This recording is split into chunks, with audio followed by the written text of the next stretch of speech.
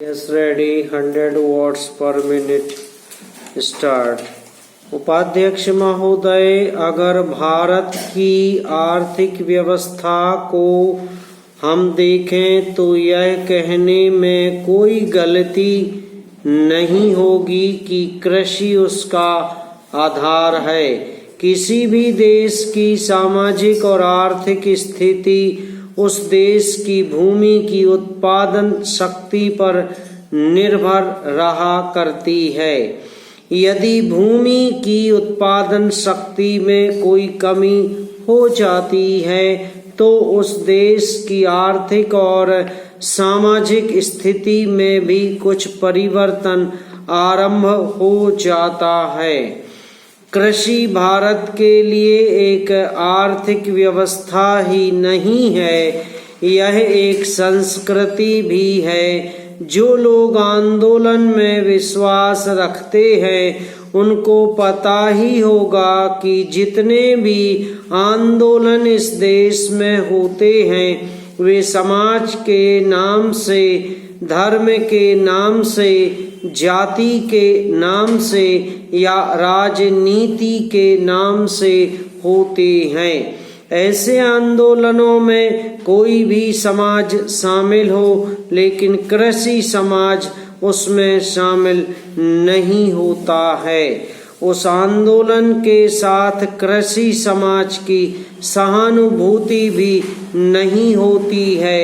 इसलिए यदि सभी बातों को ध्यान में रखकर हम देखें तो इस देश के लिए आवश्यक यह होगा कि हमारी संस्कृति की रक्षा के लिए और जीवन प्रणाली की रक्षा के लिए कृषि पर विशेष ध्यान दिया जाए। पैरा कृषि के क्षेत्र में इस वर्ष काफी प्रगति हुई है। यदि आप 1801 से 1901 तक का जमाना देखें तो आप देखेंगे कि हमारे देश में 31 अकाल पड़े जिनमें 4 करोड़ लोग मारे गए, लेकिन आज हमारे खाद्य मंत्रालय ने 100 रुपये मन के भाव पर गेहूं खरीद कर एक भी आदमी को मरने नहीं दिया।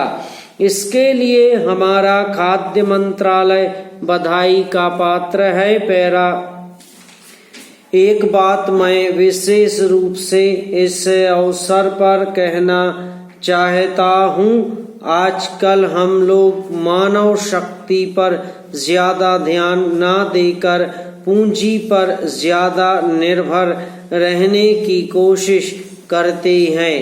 आपको याद होगा 1946 में जापान की आर्थिक व्यवस्था बिगड़ गई थी, लेकिन यहाँ के 60 लाख काश्तकारों ने कृषि के बल पर इतना अनाज पैदा करके दिखलाया कि आज वे 10 करोड़ आदमी का पालन पोषण कर रहे हैं।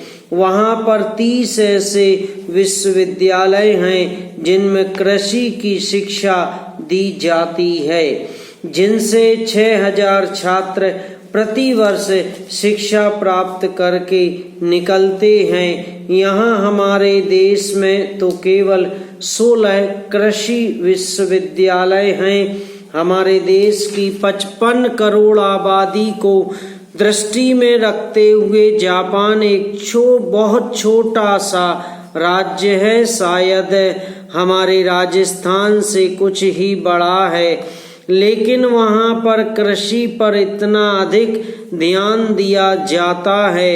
यह सही है कि हम प्रगतिशील हैं, लेकिन हमारी गति में तेजी आनी चाहिए। श्रम की तरफ हमारा ज्यादा ध्यान जाना चाहिए। जो पंचवर्षीय योजनाएं हमने बनाई हैं उनमें हमारा लक्ष्य केवल यह नहीं था कि हम अधिक अन्न पैदा करें, हमारा लक्ष्य यह भी था कि अच्छे आदमी पैदा करें, जिससे कि भारत में रहने वाले प्रत्येक नागरिक का ठीक विकास हो। पैरा सभापति महोदय, एक बार फिर हमने राष्ट्र के सम्मुख प्रस्तुत बड़े प्रश्नों के बारे में एक लंबा विचार विमर्श किया है।